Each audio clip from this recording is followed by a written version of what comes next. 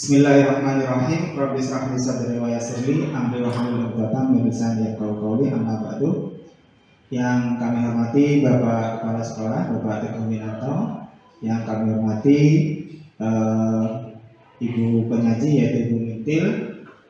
Yang kami hormati juga untuk Bapak Ibu semuanya yang bersedia datang pada acara pada hari ini. Perlu diketahui pada acara ini akan menyampaikan materi terkait tentang penyebaran pemahaman budaya positif yang nanti akan dipaparkan sedikit banyak oleh Bu Mintil.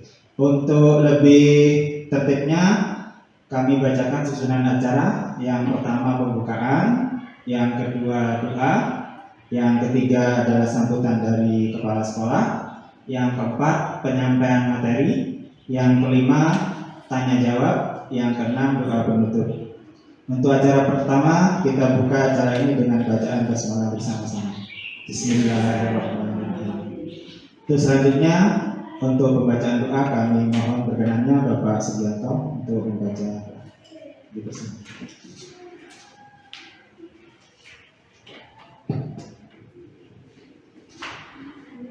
Assalamualaikum warahmatullahi wabarakatuh. Bapak Ibu semuanya, terlebih dahulu kita berdoa bersama-sama. Semoga kegiatan ini bisa memberi manfaat pada kita semuanya dan juga bisa memberi pengembangan tentang pendidikan untuk kedepannya. Bismillahirrahmanirrahim. Alhamdulillahirabbil alamin. Hamdan syakiran hamdan sabiran hamdan ni'man kafin mazid. Ya Rabbana alhamdulillah ya Rabbi alhamdulillah sekali. Rabbana rabbana wa naswatina wa ta'ala wa Rabbana taqabbal minna rabbana subhana rabbika rabbil izzati amma yasifun wa salamun alal mursalin walhamdulillahi rabbil alamin. Assalamualaikum warahmatullahi wabarakatuh. Terima kasih kepada Bapak Sugianto. Untuk acara selanjutnya yaitu sambutan dari Bapak Kepala Sekolah, kami persilakan. Bismillahirrahmanirrahim. Assalamualaikum warahmatullahi wabarakatuh. Waalaikumsalam warahmatullahi wabarakatuh. Bu Mintil Sirniati yang saat ini sebagai CGB, Bapak Ibu guru sebagai peserta dalam aksi nyata yang akan nanti diberikan oleh Ibu Mintil. Selamat dan salam mari kita berdoa pada junjungan kita Nabi Sallallahu Alaihi Wasallam. Bapak Ibu yang saya hormati, ada beberapa hal yang hari ini akan disampaikan Bu Mintil, yaitu terkait dengan program pendidikan guru penggerak. Seharusnya nyata ini adalah disampaikan kepada kepala sekolah yang beberapa waktu lalu sudah disampaikan. Ini adalah merupakan aksi nyata nanti yang akan disampaikan membangun budaya positif di sekolah, tentunya nantinya menjadi tanggung jawab kita semua sebagai elemen yang ada di sekolah. Oleh karena itu tujuan utama saat ini adalah aksi nyata budaya positif untuk menumbuhkan budaya positif dalam diri setiap warga sekolah atau elemen yang ada di sekolah ini adalah digambarkan dari sikap dan perilaku di seluruh elemen yang ada di sekolah. Tahapan pendidikan guru penggerak yaitu termasuk yang hari ini merupakan aksi nyata yang nantinya bisa diterapkan. Masih banyak waktu yang nanti akan dilalui oleh calon guru penggerak. Mudah-mudahan ini juga menginspirasi bagi Bapak Ibu yang nantinya akan seleksi ke calon guru penggerak berikutnya. Oleh karena itu mari kita ikuti pemaparan materi yang akan disampaikan oleh Bu Mintil selaku guru penggerak angkatan ke-9 yang mudah-mudahan nantinya akan berjalan secara lancar dan ini nanti mungkin juga laporannya mulai dari pemaparannya bagaimana tujuan awalnya, lini masanya bagaimana, dan deskripsi aksi nyatanya yang harus juga nanti dilaporkan. Saya kira itu yang bisa saya sampaikan. Mudah-mudahan nanti kegiatannya lancar. Selamat untuk Bu Mudir untuk menyampaikan aksi nyata budaya positif. Terima kasih. Assalamualaikum warahmatullahi wabarakatuh. Terima kasih kepada Bapak Kepala Sekolah yang telah memberi sambutan.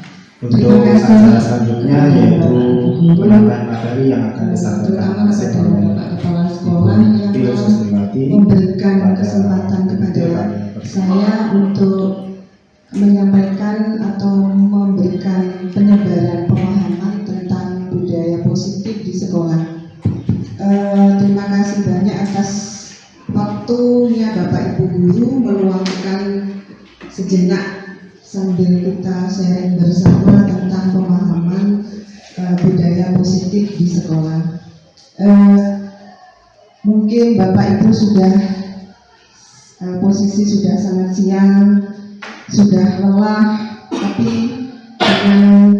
dengan ikhlasnya bisa mendatangi atau memenuhi undangan saya untuk bersama-sama belajar tentang budaya positif di sekolah. Sebelum materi saya sampaikan, mungkin ada baiknya kita supaya tidak ngantuk breaking sedikit ya Bapak Ibu ya. Breakingnya gampang. Kalau saya ucapkan pagi berarti Bapak Ibu tepuk 1 kali. Kalau saya ucap siang berarti tepuknya 2 kali. Kalau saya ucap malam berarti tidak ada tepuk. Karena posisi malam kita tidak boleh ramai, sudah posisi diam dan istirahat. Paham Bapak Ibu ya? Bisa dimulai? Bisa. Ya. Saya mulai. Pagi. Belum kompak.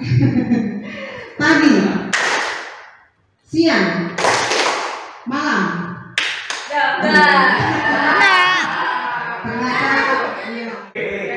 Pagi, siang, malam. Tepuk tangan untuk Bapak Ibu yang sudah mulai fokus untuk mendengarkan apa yang akan saya sampaikan di kesempatan kali ini. Baiklah Bapak Ibu.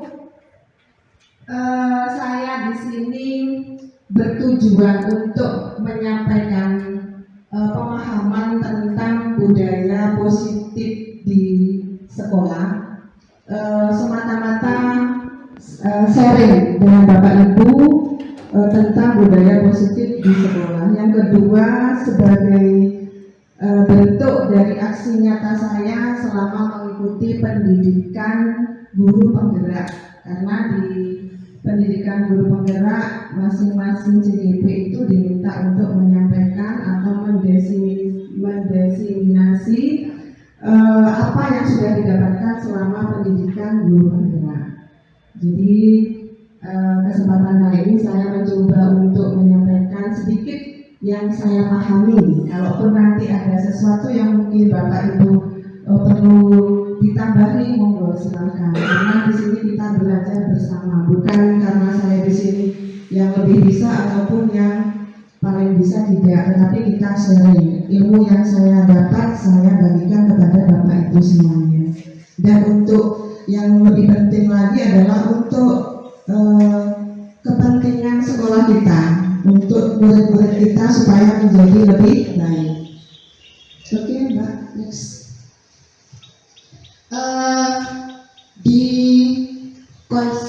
Ada konsep utama budaya positif, ada 7. Yang pertama, perubahan paradigma belajar. Yang kedua, disiplin positif. Yang ketiga, kebutuhan dasar manusia. 4, motivasi perilaku manusia. Dan yang kelima, restitusi dan posisi kontrol guru. Dan yang keenam, keyakinan kelas. nomor 7, segitiga restitusi. Next, Pak.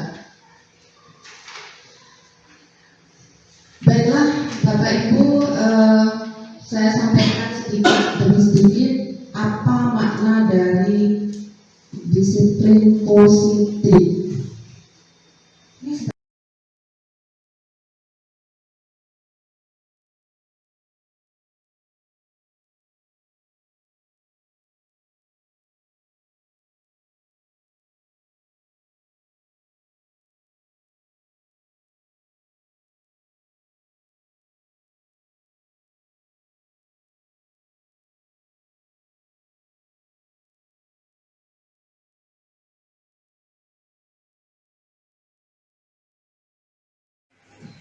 Baiklah Bapak Ibu, sebelum lebih lanjut membahas tentang budaya positif, kita perlu mengingat kembali apa tujuan dari pendidikan.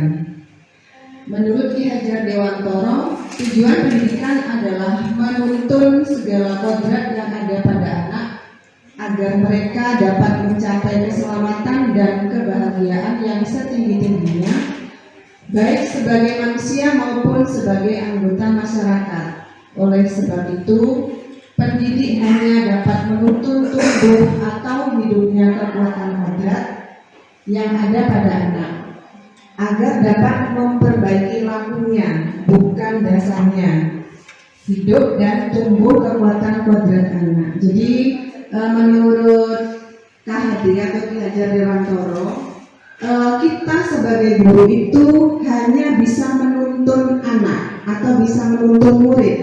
Kita tidak bisa mengontrol anak harus begini, harus begitu, karena pada dasarnya anak itu memiliki kodratnya masing-masing, jadi memiliki potensi masing-masing. Kita tidak bisa menyetir anak, kita tidak bisa anak harus begini begitu. Jadi sebenarnya anak itu bukan sebuah kertas putih, tetapi anak itu kertas yang sudah ada tulisannya, tapi samar-samar. Maka kita tugas guru adalah menebalkan dari yang samar-samar itu. Nah, ini diibaratkan oleh Ki Hajar Dewantoro itu sebagai petani. Jadi kita guru itu seolah-olah sebagai petani. Dan sekolah ini merupakan lahan. Guru itu adalah petaninya. Maka jika kita mempunyai lahan yang subur dan anak-anak itu adalah tumbuhannya, maka kita sebagai guru bagaimana cara merawat anak itu tumbuh dengan baik, merawat dengan baik, sehingga tumbuhan itu nanti akan menghasilkan buah yang baik dengan kualitas yang baik pula. Itu diibaratkan seperti itu oleh Ki Hajar Dewantoro tentang tugas kita sebagai seorang guru. Jadi kita kembalikan, jika misalkan ada anak-anak yang punya potensi misalkan di bidang musik, ya kita arahkan anak-anak itu ke bidang musiknya. Anak-anak yang mungkin punya potensi di bidang matematika, ya kita arahkan ke sana. Kita tidak bisa memaksakan semua murid itu harus memiliki nilai matematika yang baik atau bisa bermain musik semuanya. Kita tidak bisa seperti itu. Jadi kita hanya membimbingnya sesuai dengan potensi masing-masing. Next, Mbak. Tentang budaya positif.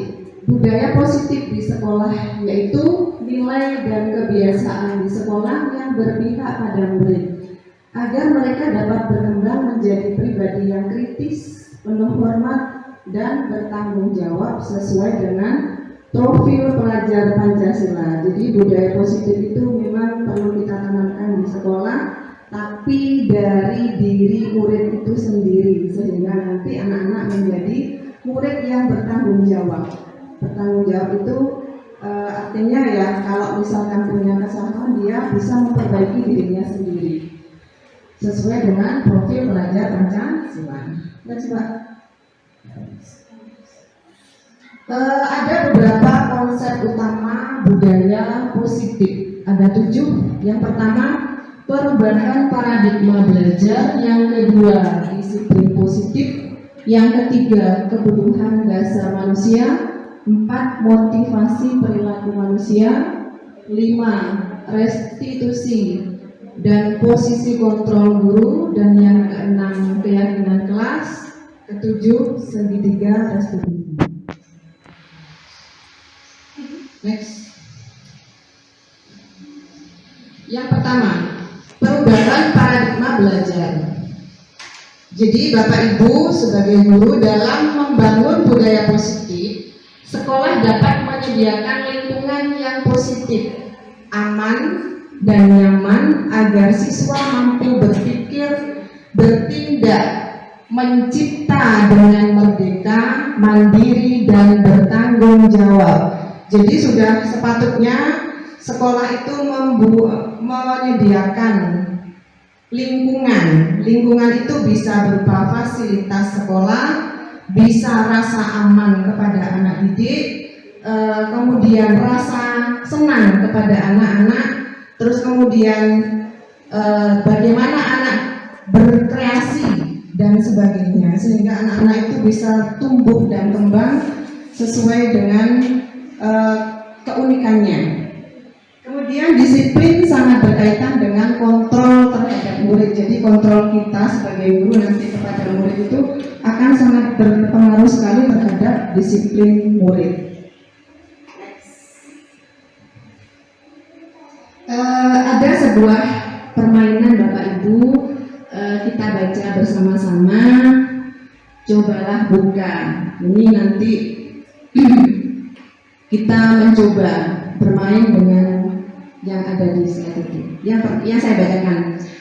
Anda, berarti saya atau Bapak Ibu, dan teman Anda akan melakukan kegiatan cobalah buka.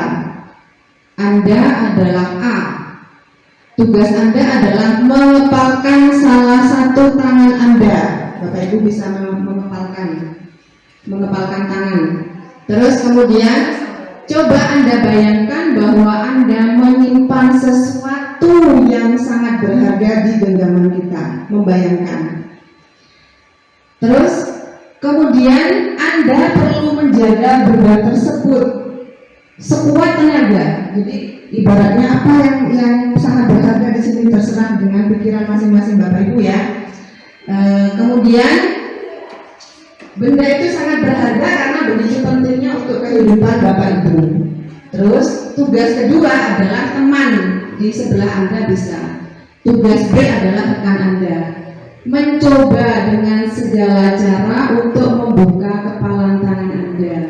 Teman Anda boleh membujuk, boleh menghardik, mengintimidasi, memarahi, menggoda, menggelitik boleh, bahkan menawari Anda uang agar bersedia membuka kepalan tangan Anda. Dicoba. Ayo antara satu dengan Bapak Ibu yang lain.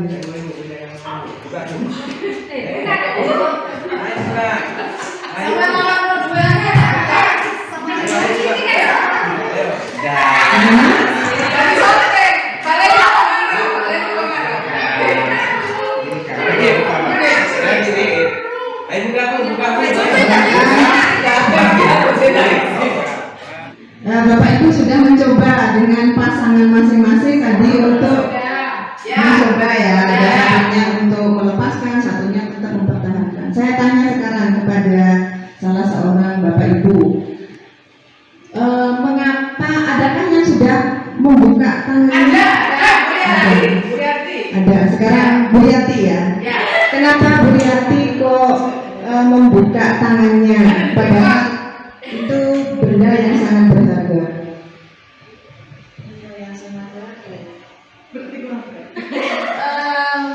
Karena barang itu mungkin masih bisa dibeli dan Bufa bisa membelinya. Jadi saya buka aja tangan saya biar mendapatkan uang.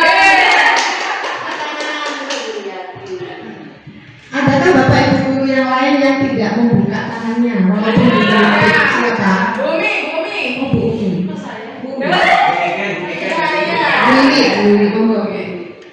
Kenapa kok masih kekeh dengan Saya mencoba membuka apa yang digenggam oleh Bu Siska, tapi dengan beraneka cara, mulai dari saya menghardik, bahkan saya menggelitik, Bu Siska tetap tidak mau membuka tangannya dan tetap terus menggenggam. Terima kasih, tepuk tangan untuk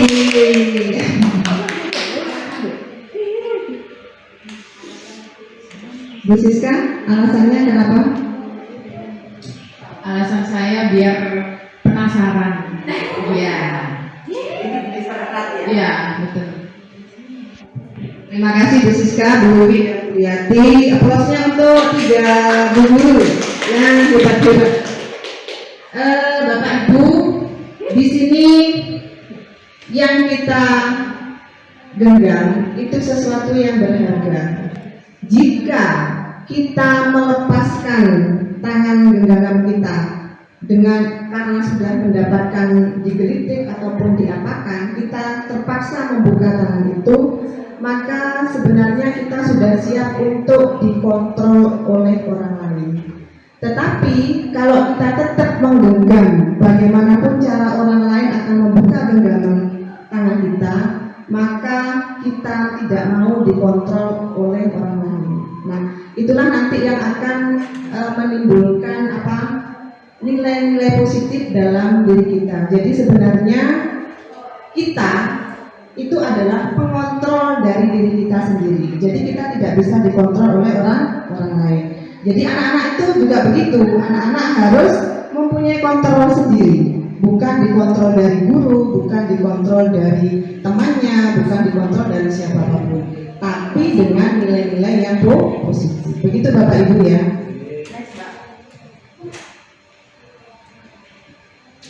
Menurut William Glasel tentang ilusi kontrol, yang pertama, kita sebagai guru mempunyai ilusi bahwa guru itu mengontrol murid. Contohnya, misalkan kita menerangkan di kelas, ayo anak-anak duduk yang baik, terus dengarkan, ibu mau mendengarkan, kalau tidak mendengarkan nanti tidak bisa. Itu pengalaman saya. Apakah setelah kita menyampaikan itu kepada anak-anak, apakah anak-anak itu benar-benar akan memahami apa yang sudah kita sampaikan, ataupun anak-anak hanya sekedar pada saat itu saja? Dalam kondisi seperti itu, kita lihat ke hari berikutnya, ternyata anak-anak itu kembali lagi seperti itu dan kembali lagi seperti itu. Artinya kenapa? Anak-anak itu masih kita kontrol, kita menganggap bahwa kita itu sebagai pengontrolnya anak-anak. Nah, itu yang sebenarnya disampaikan oleh William Glasel itu tidak seperti itu. Guru bukan sebuah pengontrol. Tuh, yang sekarang ke apa makna dari disiplin positif?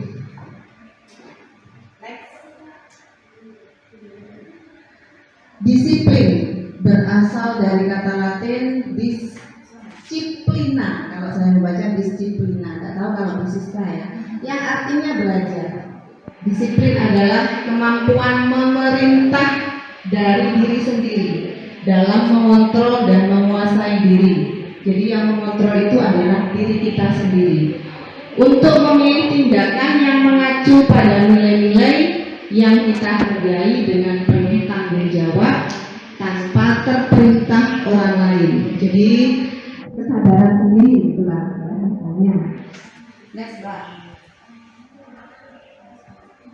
Disiplin positif merupakan salah satu cara penerapan disiplin yang bertujuan untuk menumbuhkan kesadaran serta memberdayakan peserta didik tanpa imbalan atau penghargaan atau reward, ancaman dan hukuman.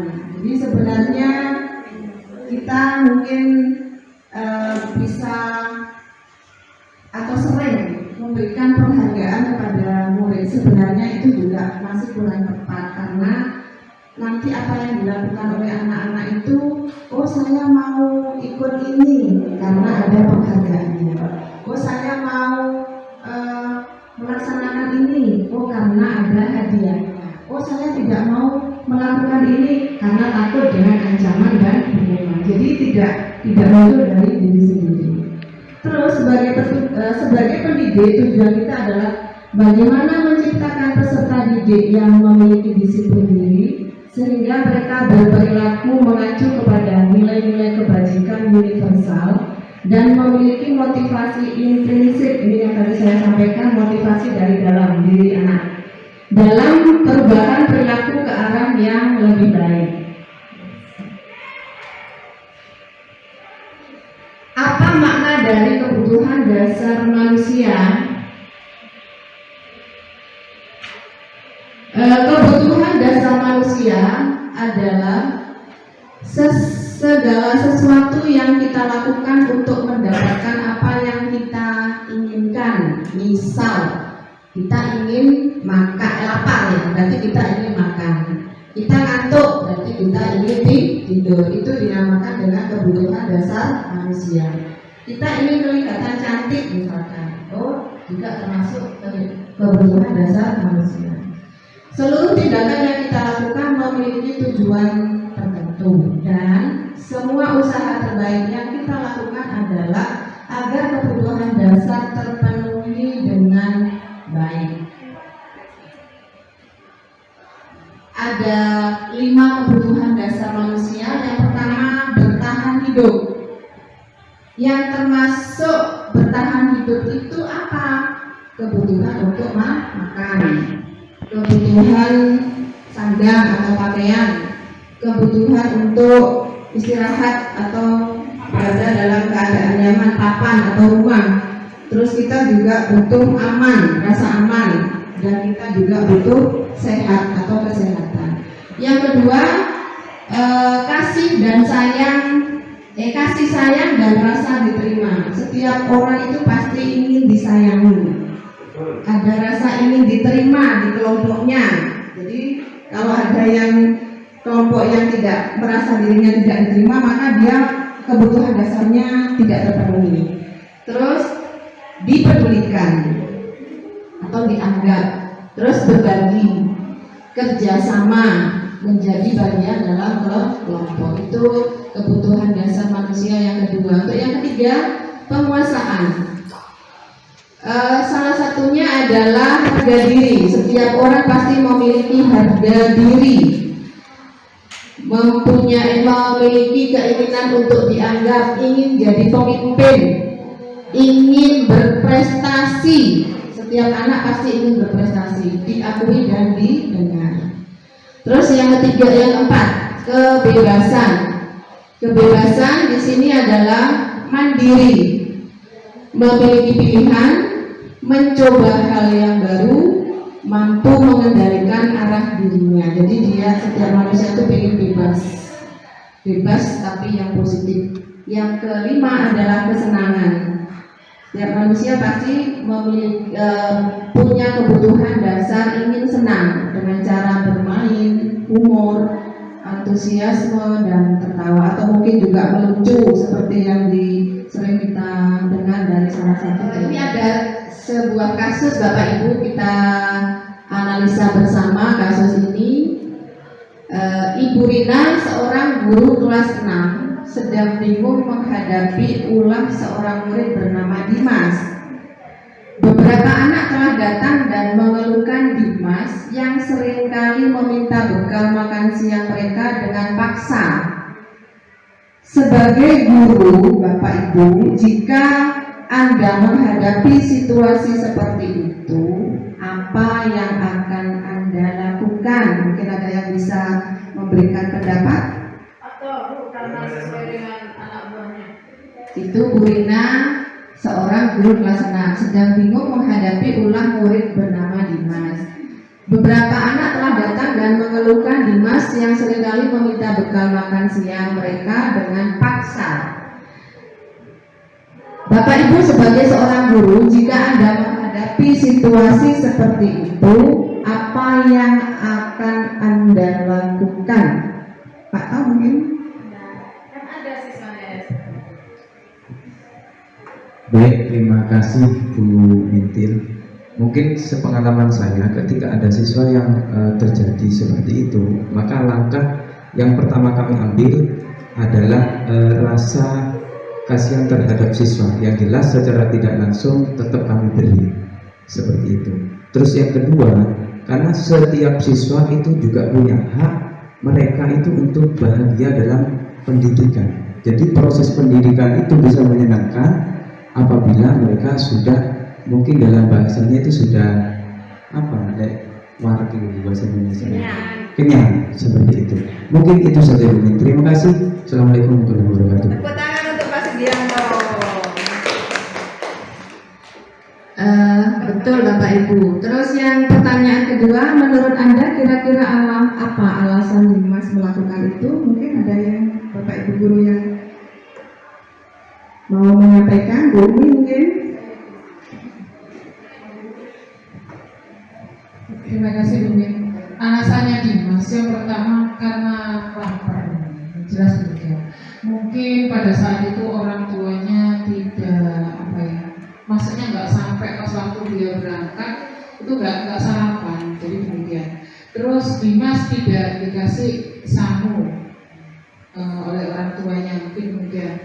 Sehingga pada saat di sekolah melihat lauknya teman-temannya yang asik-asik, yang enak-enak, yang dia sukai, dia pingin gitu. Kalau udah dikasih dia marah, biasanya begitu. Itu rasanya mungkin Dimas, atau mungkin begini, karena ya saya suka aja ngeprank teman saya, ada yang demikian juga. Nah, jadi demikian. Seperti aku senang ngeprank sampean, aku ingin sampean marah. Ya, biasanya demikian. Terima kasih. Kita aplaus untuk Bu Umi. Terima kasih Bu Umi dan Pak Sugianto, luar biasa Bapak Ibu. Sebenarnya kemudian betul juga yang disampaikan oleh Bu Umi, mungkin memang Dimas itu ingin ngeprank teman-temannya. Jadi dari ngeprank itu kemungkinan Dimas ingin diperhatikan oleh teman-temannya. Berlaku seperti itu. Jadi dia butuh sebuah kebutuhan dasar yang mungkin tidak terpenuhi selama ini. Begitu. Terima kasih. Selanjutnya, apa makna dari kebutuhan dasar manusia? Di sini motivasi perilaku manusia. Yang pertama, untuk menghindari ketidaknyamanan atau hukuman. Itu dikatakan sebagai motivasi ekstrinsik atau motivasi luar. Yang kedua, untuk mendapatkan imbalan atau penghargaan dari orang lain. Itu dikatakan motivasi ekstrinsik, karena dia melakukan sesuatu itu karena ingin imbalan. Dia ingin melakukan sesuatu itu menghindari ketidaknyamanan, jadi bukan dari diri sendiri. Kemudian yang ketiga, untuk menjadi orang yang mereka inginkan dan menghargai diri sendiri dengan nilai-nilai yang mereka percaya. Nah, inilah yang dikatakan sebagai motivasi intrinsik, muncul dari diri sendiri. Ini tentang hukuman dan sanksi atau konsekuensi. Ada sebuah cerita lagi. Iva kurang menguasai pelajaran matematika, sehingga pada saat pembelajaran tersebut berlangsung, dia lebih banyak berdiam diri atau menggambar di buku pelajarannya. Ini sering terjadi di pelajaran saya. Pada saat guru matematikanya menghampiri, Iva menjadi gugup dan tidak sengaja menjatuhkan tasnya. Dan tiba-tiba menjadi gagap pada saat berupaya menjawab. Seluruh kelas pun tertawa melihat perilaku Iva yang bicaranya gagap. Di sini yang menjadi guru adalah Pak Seno. Pak Seno pada saat itu membiarkan teman-teman Iva menertawakannya, malahan meminta Iva untuk maju dan berdiri di kelas sambil menunjuk hidungnya karena tidak bisa menjawab tanggapan Pak Seno. Kelas makin gaduh. Pertanyaannya, Bapak Ibu sebagai guru, apakah Anda setuju dengan tindakan Pak Seno terhadap Iva? Tidak ya? Iva mungkin kenapa? Terima kasih. Saya akan mencoba menjelaskan apa yang ada di pikiran dan pemahaman saya.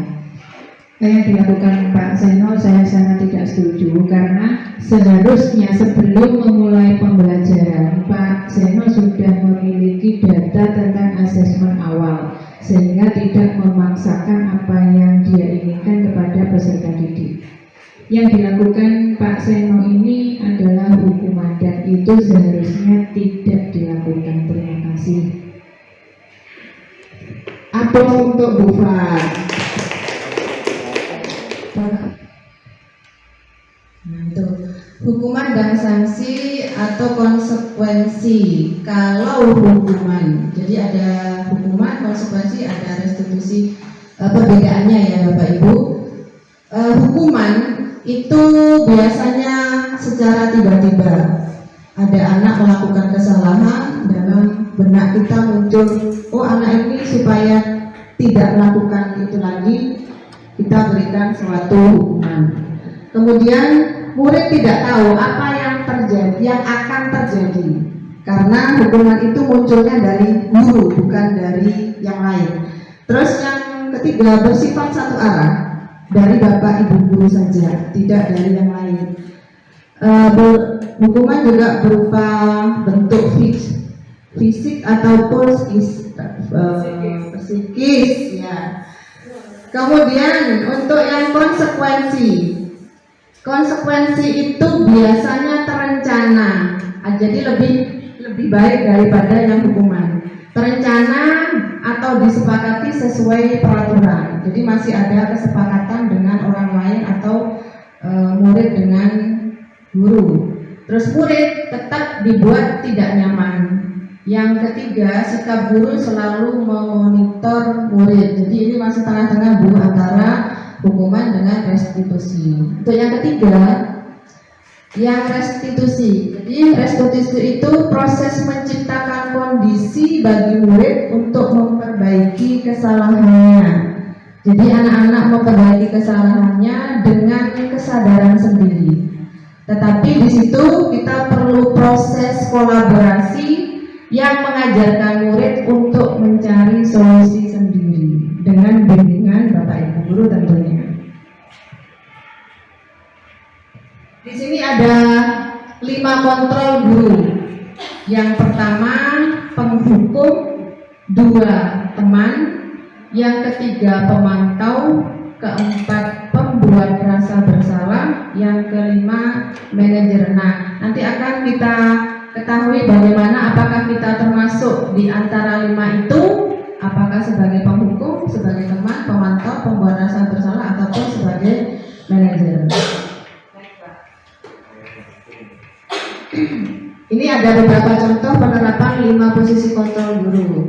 Ada sebuah kasus, misalkan siswa tidak memakai atribut lengkap saat upacara. Ini sering terjadi ya di sekolah kita. Nah, ya. Misalkan ada tindakan kepada anak itu hormat pada bendera 1 jam. Itu termasuk kita menghukum. Adakah yang seperti itu? Ya. Terus kemudian ada juga yang membuat kegiatan berapa kali menyatakan begini ke anak itu. Misalkan saya ke Bu Siska, berapa kali ibu memberitahu kamu, selalu saja mengecewakan ibu.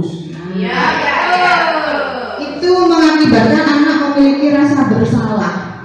Kalau kita menyampaikan kalimat seperti itu, seolah-olah bagaimana sih anak itu supaya merasa bersalah? Nah, biasanya kalimatnya disampaikan seperti itu. Jadi, terus kemudian lanjut. Nah, ini ada lagi komentar begini. Ayo dong kita ikuti aturan sekolah. Tolong bantu ibu ya, sekali ini saja. Ya sudah, tidak apa-apa. Lain kali jangan sampai berulang seperti itu lagi ya. Jadi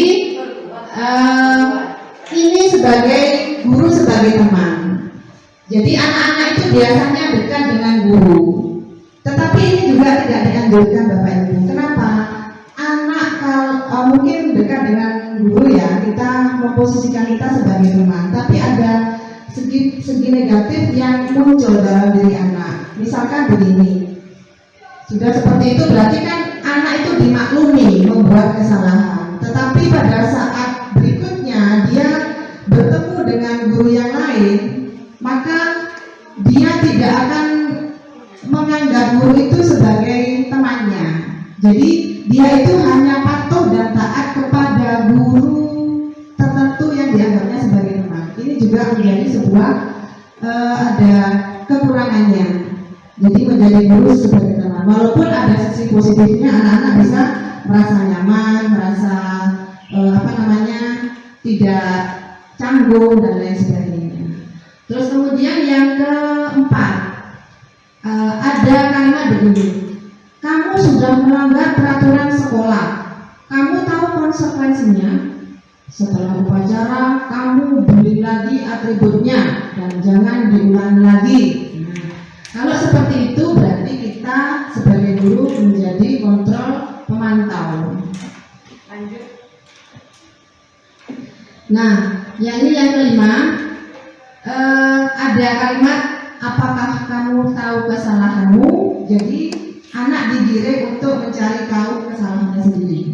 Kira-kira bagaimana kamu memperbaiki kesalahanmu? Jadi bukan kita yang harus menghukum, tapi anak-anak menyadari diri sendiri, kemudian juga akan memperbaiki tingkah lakunya sendiri. Ini biasanya ciri-ciri dari posisi kontrol sebagai manajer. Gitu. Jadi ada 5 posisi kontrol guru dalam menangani kasus anak-anak. Nah, lanjut ke keyakinan kelas. Mengapa keyakinan kelas? Mengapa bukan peraturan kelas?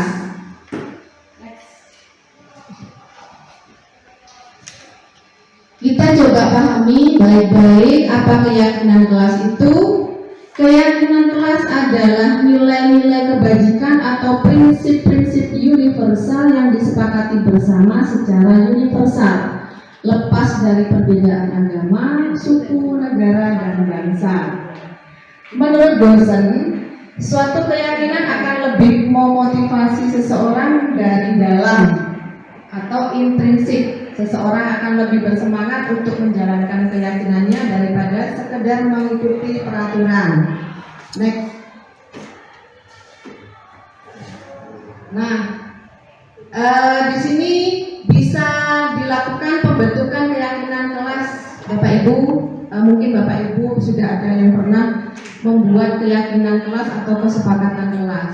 Biasanya keyakinan kelas itu bersifat abstrak, dibuat pernyataan yang positif, jadi menghindari kalimat negatif. Misalkan begini, dilarang membuang sampah. Nah, di situ mengandung kata negatif. Sebaiknya diubah menjadi kalimat yang positif. Kira-kira bagaimana kalau diubah ke kalimat positif? Dilarang membuang sampah sembarangan. Buanglah sampah pada tempatnya. Baik, buanglah sampah pada tempatnya. Tepuk tangan untuk Bu Vivi. Jadi sudah bisa memahami ya. Terus lanjut. Sedikit saja agar mudah diingat. Jadi kita membuat kesepakatan di kelas itu tidak usah terlalu banyak, Bapak Ibu. Mungkin 5 atau 7 kesepakatan yang gampang diingat oleh anak-anak. Kemudian kesepakatan atau keyakinan kelas itu menyesuaikan dengan kondisi kelas dan sekolah sehingga gampang diterapkan. Dan yang selanjutnya, semua warga sekolah dilibatkan saat membuat keyakinan kelas. Maksudnya misalkan dalam 7A ya, semua 7A baik wali kelas maupun murid-muridnya itu dilibatkan dalam membuat keyakinan kelas. Nah, ini beberapa contoh tadi yang sudah saya sampaikan. Sebelah kiri yang warna kuning merupakan peraturan dan sebelah kanan yang berwarna hijau merupakan keyakinan. Jadi dilarang membuang sampah. Jadi itu kalimat negatif. Maka kita bisa mengubahnya menjadi ciptakan lingkungan yang bersih, atau bisa juga yang disampaikan oleh Bu Wiwi tadi. Yang penting mengandung kalimat positif. Terus yang kedua, tidak ramai saat pembelajaran. Nah, ciptakan suasana kelas yang nyaman. Yang ketiga, tidak datang terlambat. Jadi dibuat menjadi positif, menjadi budayakan disiplin waktu. Begitu contohnya. Nanti Bapak Ibu bisa membuat atau mengembangkan sendiri yang wali kelas ya. Untuk yang langkah kedua, ini ada contoh videonya, yaitu murid diminta untuk menyampaikan keinginan sesuai dengan kebutuhan dasar manusia.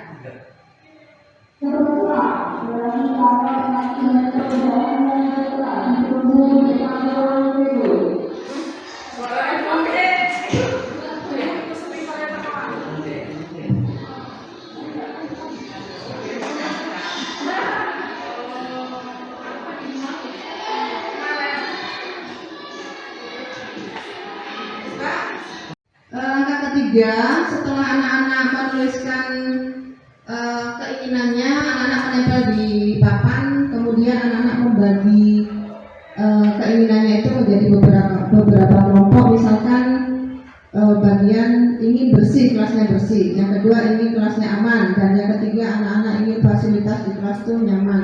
Maka kemudian dilakukan di bagian ketiga ini.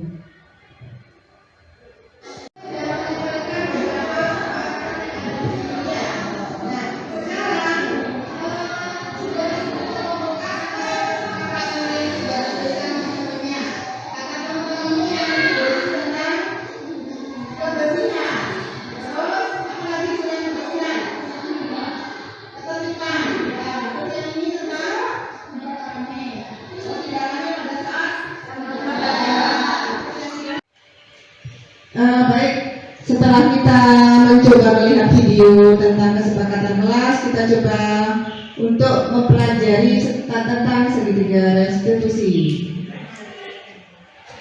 Segitiga restitusi. Apa segitiga restitusi itu? Suatu proses dialog yang dijalankan oleh guru agar dapat menghasilkan murid yang mandiri dan bertanggung jawab. Di situ ada gambar sebuah segitiga. Di sisi bagian kanan merupakan keyakinan kelas, yang bagian bawah menstabilkan identitas, dan sisi sebelah kanan merupakan validasi tindakan yang salah. Next.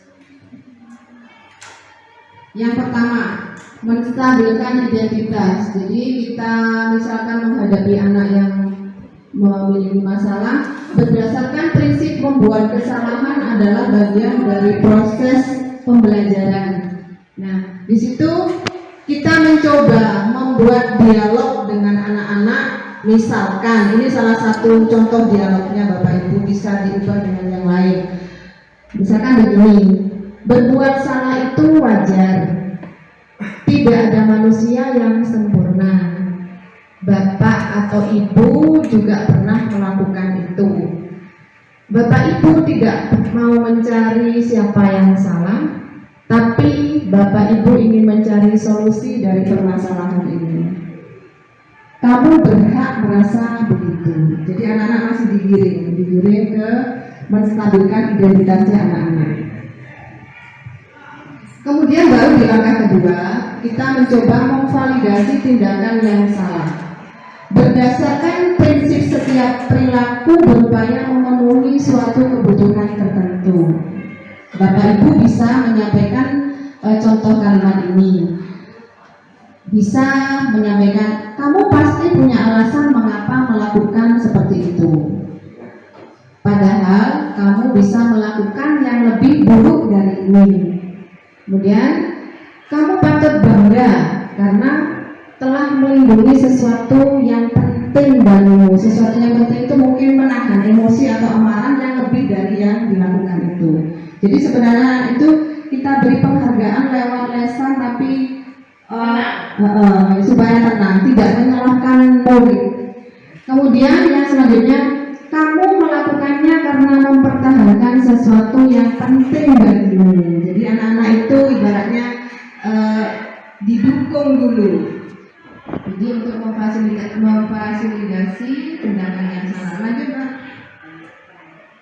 Juga Yang ketiga yaitu menanyakan keyakinan berdasarkan prinsip teori kontrol bahwa pada dasarnya kita termotivasi secara intrinsik.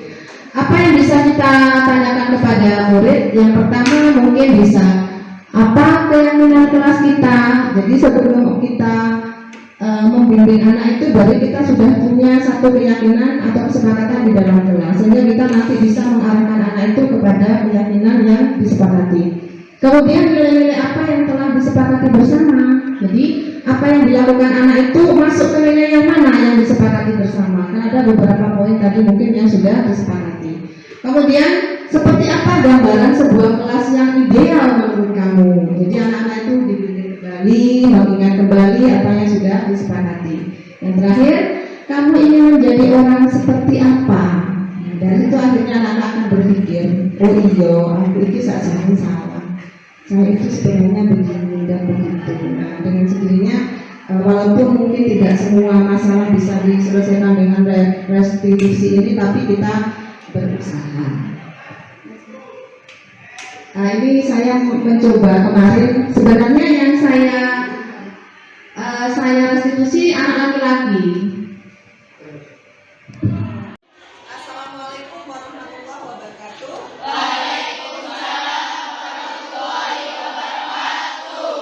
Gimana kabarnya anak-anak sekalian? Sehat? Alhamdulillah. Semoga anak-anak selalu sehat dan bisa belajar dengan baik. Pada kesempatan kali ini anak-anak, saya ingin mencoba menyampaikan sesuatu kepada anak-anak karena kalian masih kelas 7. Mungkin ini baru bagi kalian sesuatu yang perlu saya sampaikan, atau mungkin di SD-nya pernah disampaikan dulu di kelas 6 atau kelas 5 atau kelas berapapun ya. Anak-anak, di sini Bu Guru akan menyampaikan pemahaman dulu, pemahaman antara peraturan kelas dan kesepakatan kelas. Ya. Yang pertama dulu, peraturan kelas itu adalah suatu aturan atau suatu norma yang diberikan oleh sekolah ataupun bapak ibu guru ataupun wali kelas kepada siswa di kelas tersebut. Saya ulangi, kalau peraturan kelas itu adalah aturan atau norma yang diberikan sekolah atau kelas ataupun guru kepada siswa di kelas itu. Paham ya anak-anak ya? Sekarang ada istilah baru di kurikulum merdeka, namanya kesepakatan kelas. Nanti kamu bisa membedakan antara aturan kelas dengan kesepakatan kelas. Apa itu kesepakatan kelas? Kesepakatan kelas itu adalah perjanjian. Jadi kamu ada suatu perjanjian atau peraturan yang dibuat bersama-sama. Jadi membuatnya harus bersama-sama. Siapa yang membuat kesepakatan itu atau perjanjian itu? Yang membuat adalah siswa dan guru atau siswa dengan wali kelas. Itu namanya kesepakatan. Tujuannya untuk apa sih kesepakatan kelas itu dibuat? Tujuannya adalah untuk membuat aturan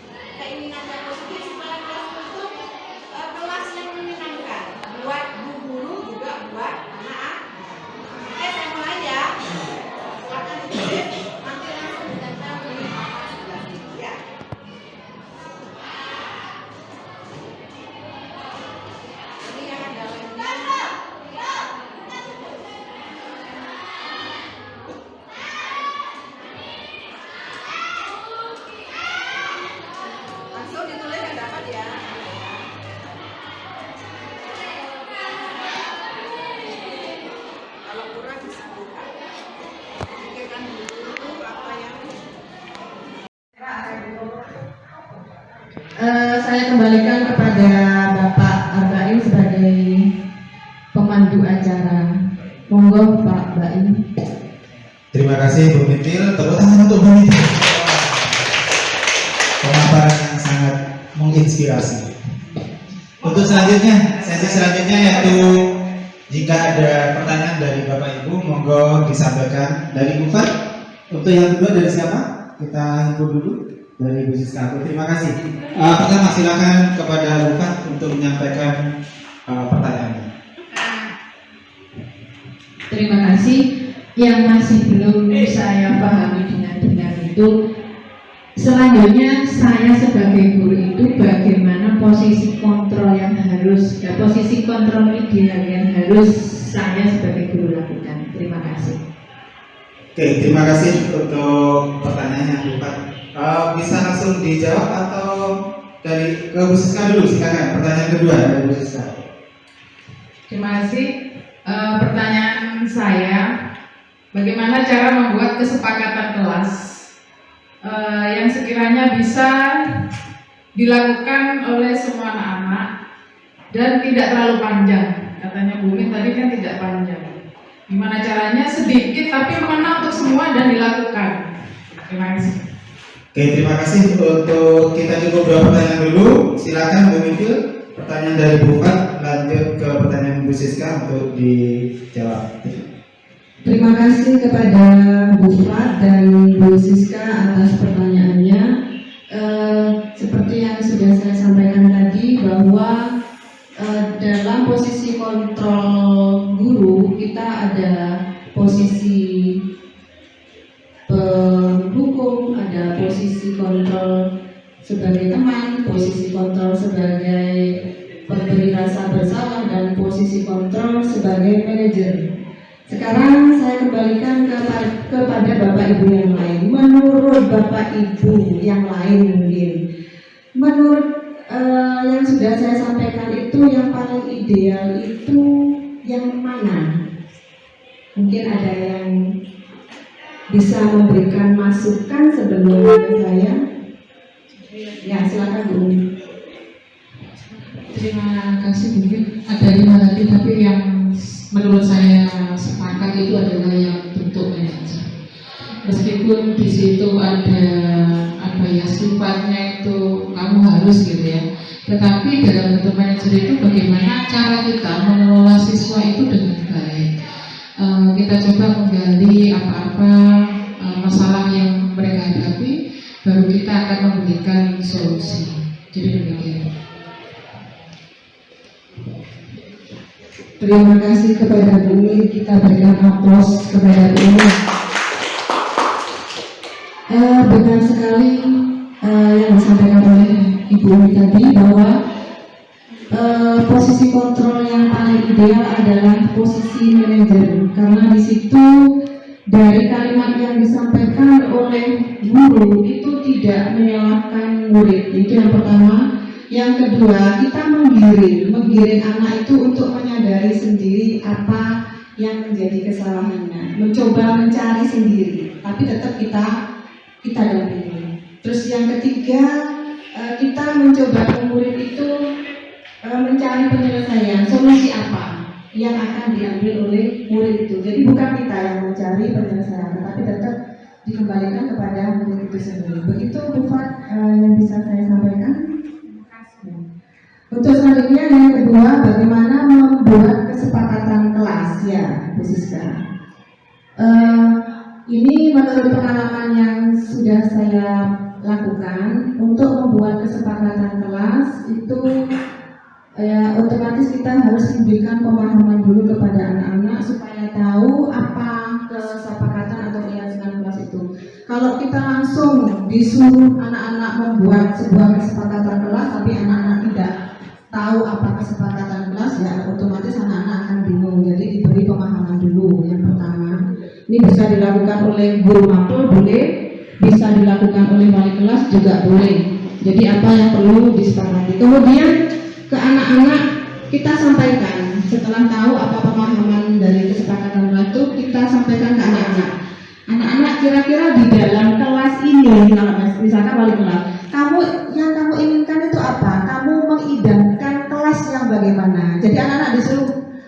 mengilusi sendiri, mengilusi membayangkan kelas itu inginnya seperti apa. Jadi dikembalikan kepada keinginan anak, karena itu sesuai dengan kebutuhan dasar dari anak itu. Nah, bukan kita yang menyebutkan harus begini dan begitu. Kalau anak, Bu, saya kepingin di kelas ini tidak ada pencurian, nah digiring ke sana, dituliskan dulu apa keinginannya di dalam coretan kertas ataupun langsung di papan, boleh silakan. Kemudian dikumpulkan semua keinginan anak itu, dikumpulkan. Setelah terkumpul nanti diminta salah seorang atau dua orang untuk ke depan membantu wali kelas atau guru memilah dan memilih tentang keinginan anak itu. Pastinya kan antara anak satu dan yang lain ada yang sama. Jadi yang sama kita kumpulkan jadi satu. Nah, keinginan yang sama itu kita buat satu kalimat. Nah, otomatis anak-anak kan masih membuat kalimat yang berbentuk negatif. Misalkan tidak boleh menggunakan seragam tidak lengkap, misalkan begitu. Misalkan yang lain juga menyampaikan dengan kalimat yang berbeda tapi intinya sama. Maka dikelompok-kelompokkan. Setelah itu baru nanti diambil yang sekiranya paling pokok, paling utama yang ada hubungannya dengan kelas. Kemarin ada anak di kelas yang saya buat kesepakatan itu, Bu, saya ingin ada kipas angin begitu. Saya kepingin ada AC-nya. Nah, menurut saya kan itu masih di nomor berapa kan? Mungkin kita handle dulu atau kita angkat dulu sehingga yang utama dulu yang kita simpulkan. Baru setelah itu, setelah terpilih, misalkan ada kebersihan, keamanan, ada misalkan kenyamanan atau keasrian, baru kita buat kalimat positif. Misalkan tadi sudah saya sampaikan tidak ingin kelasnya rame, oh berarti dibuat keyakinan kelasnya menjadi ingin kondisi kelas yang nyaman. Nyaman itu artinya dia belajar di situ tidak terganggu oleh apapun. Begitu. Kemudian kesepakatan kelas itu sudah dibuat kalimat positif, bisa dibuat mungkin tempelan di tembok yang diberi tulisan yang menarik sehingga bisa dibaca setiap murid yang ada di situ. Jadi setiap kali anak-anak masuk ke situ ingat dengan kesepakatan kelas yang sudah dibuat. Kalaupun ada yang masih mungkin tidak terima, loh itu kan sudah kita sepakati bersama. Mungkin begitu, Bu Siska. Ya. Terima kasih, Bu Siska. Saya kembalikan lagi kepada Pak Tambaki. Terima kasih Bu Binti atas jawabannya. Untuk dua pertanyaan sudah kita jawab ya. Terus mungkin ada pertanyaan lain mungkin? Tidak ada ya? Oke, sudah. Terima kasih. Karena sudah tidak ada pertanyaan, maka untuk pertemuan ini pemaparan dari Bu Mintil insya Allah bisa kita akhiri. Untuk selanjutnya kita tutup dengan pembacaan doa dari Bapak Gato lagi, monggo silakan Pak Gato. Atau kita tutup dengan bacaan hamdalah saja. Oke, terima kasih untuk pertemuan kali ini, semoga membawa berkah dan semoga bermanfaat. Kita tutup dengan bacaan hamdalah bersama-sama. Alhamdulillahirabbil alamin. Mohon maaf. Assalamualaikum warahmatullahi wabarakatuh.